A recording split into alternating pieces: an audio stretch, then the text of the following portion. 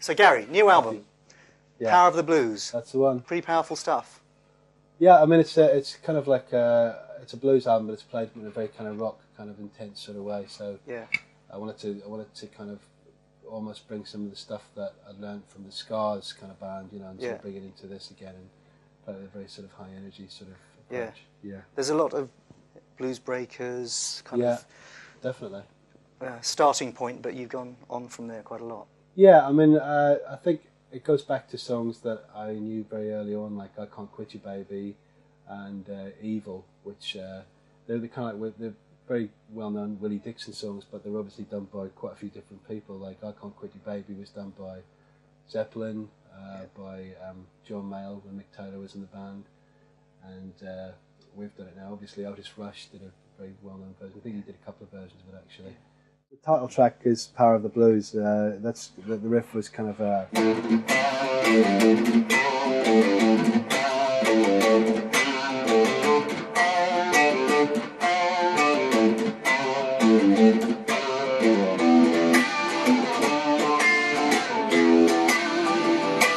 that's just kind of like a 12 bar with that sort of a rock riff, but then it goes into a shuffle in the middle. It sort of goes.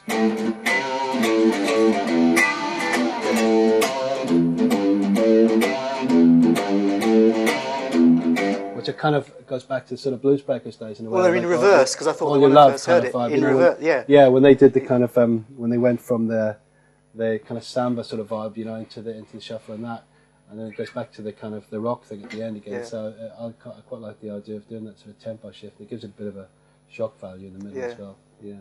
Well, we've talked before about this thing about the note. I mean, you just kind of implied that kids learn lots of notes, but they actually can't play one properly.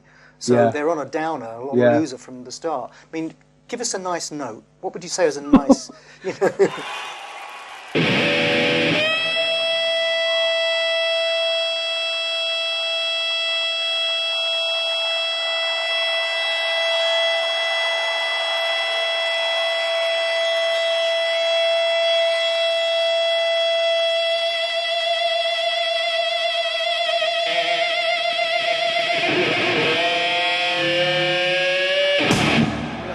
I think if you're going to learn to play, I mean, okay, just take a phrase, maybe more so than that. If you take like one little phrase and okay, just that, and if you sit and work on that like for long enough, when you get that right, then you can move on to something else. That's the way I kind of look at it. And if you, I mean, there's so many ways of doing that. You go, or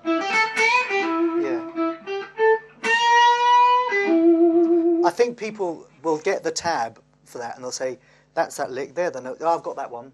It's not like that at all. Well, I've just played it all three different ways. Yeah. It's the nuance. It's the kind of, you know, even two notes. Yeah.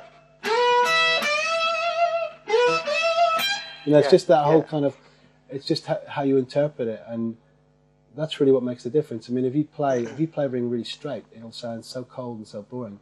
It's actually putting what you feel into it, and you know, bending a note the way you feel it should be bent. Otherwise, it doesn't have any character. It doesn't really say anything. So, I would say, just take a simple phrase and learn it, and just go over it and play it really slowly, but really listen to what you're playing. Don't just say, right, yeah, that's the notes and I've got it now.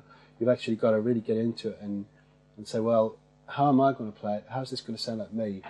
How am I going to put this across? What's going to give it that kind of, how's it going to sound like it's saying something? Otherwise, it is just notes. And anyone can play notes. Yeah. You did the Monsters of Rock thing last year, of course, which I saw you on, and that must have influenced your general vibe, I suppose. Yeah, I've definitely carried that on to this. I enjoyed playing in that style again. I hadn't sort of played like kind of a rock concert, as it were, for a long time, and I kind of enjoyed the kind of whole intensity of that and the big sound, the big sort of rock guitar sound. So I kind of stuck to that on this record.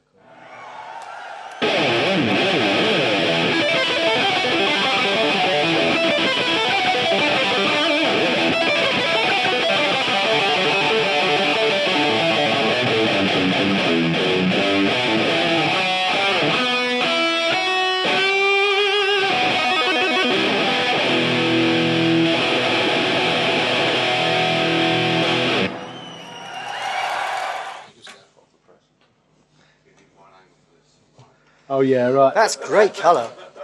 That's a real yeah, wine. It's like an SG almost, yeah, isn't it? yeah. Wow. Okay.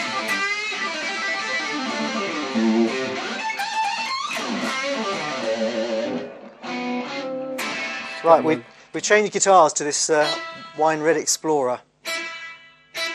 Yeah.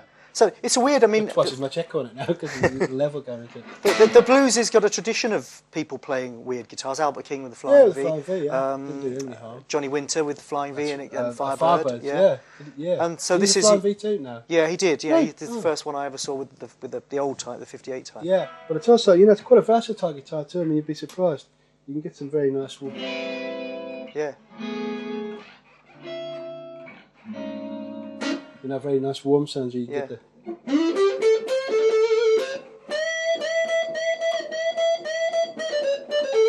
You get all that sort of thing, or just with the good blues sort of tone.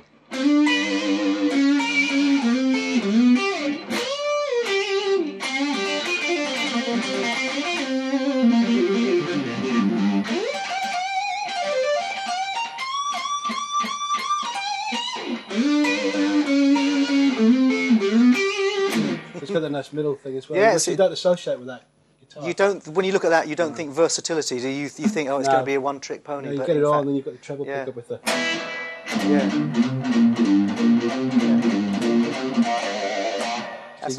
No, it's good. That's cool. It's very nice to play as well. Is it? Yeah, it's a very easy guitar to play. I think for a lot of people. It's got quite a big neck, but it's a flat, wide neck, and it's great for bending on. And the intonation is really good on these guitars as well, which is nice. We've spoken before about the way you play differently on a Strat to a Les Paul or whatever. But you've picked that up, and you've gone faster. Yeah, it's faster guitar than the Les Paul. Yeah, it's a more more fluid sort of neck, For